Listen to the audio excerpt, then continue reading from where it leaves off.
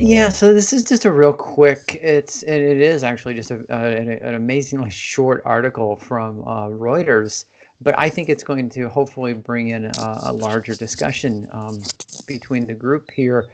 So Mary Barra of GM had said in response to a question that she believes that electric vehicles are going to get more funding than gasoline-powered vehicles over the next 5 years. So, I mean, let's hope that that is the truth, and that GM does funnel more money towards research and development in terms of EVs. And then one other thing that came up was somewhere in here. What was it that EVs will require, in quotes, somewhat less labor than gas-powered cars. And that, of course, irks the United Auto Workers Union because the UAW, of course, doesn't want to see anyone be let go as, they transition from ICE cars to EVs. Now, my take on this was, she emphasized that gas-powered vehicles will make up a large portion of the U.S. sales into the 2030s. So we're talking 20 more years of ICE cars. So 20 more years of building internal combustion engine vehicles.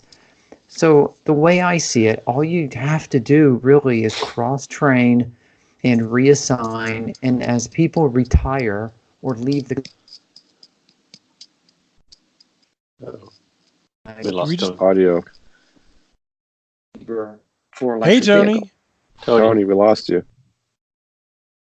Last thing we heard was cross training as the people retire, which is a great idea. Keep going. Yeah, I don't know. Can you hear me yet?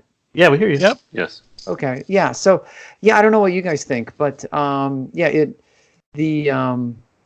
course, it's a positive thing that they're putting more money into to EVs, and then we know, like, Tesla wants to do full robotics, moving so fast you can't see them.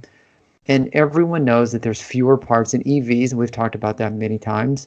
Do you guys see, and I don't want to say a labor revolt as we transition toward EVs, but I thought this article starts hinting on the topic of how transitioning to EVs is going to affect the labor workforce.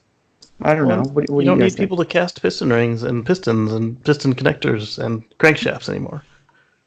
Right. But those would be on the supplier side, right? That wouldn't be on the plant, right? Sometimes. Sometimes? Okay. Yeah, some of the plants make their own engines and stuff. Yeah. But there's definitely going to be a reduction in labor required across the base of building a car. There's no doubt. If you add suppliers into the manufacturers, there's definitely going to be a transition. Yeah, but there's already a shit ton of robots and automation in factories displacing humans, and that's been going on for 30 years in the car industry. And also the maintenance, on the maintenance end, there'll be a lot less people touching it as well. But like Tony said, if they do it smartly and they get, as people retire, and they just keep cross training the people who aren't retiring, they can manage this very smoothly if they want to.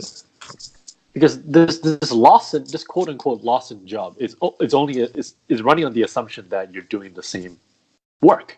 Yeah. Right. But of course, as we transition to electric, anybody have the data, like how many GM employees were there in the 70s versus now? I mean, it's a fraction of what there used to be. Yeah. Factory workers. Yeah. But the other thing you got to look at is that some of those factory workers will not be able to transition into the new job. They're not going to be able to be a software engineer. They're not going to be able to do some other skill. It's going to be tougher for someone that's been there for a number of years to transition to a completely new type of job. Well, even if they didn't predict that they could go 20 more years, a lot of those jobs will still go away through automation or efficiency gains.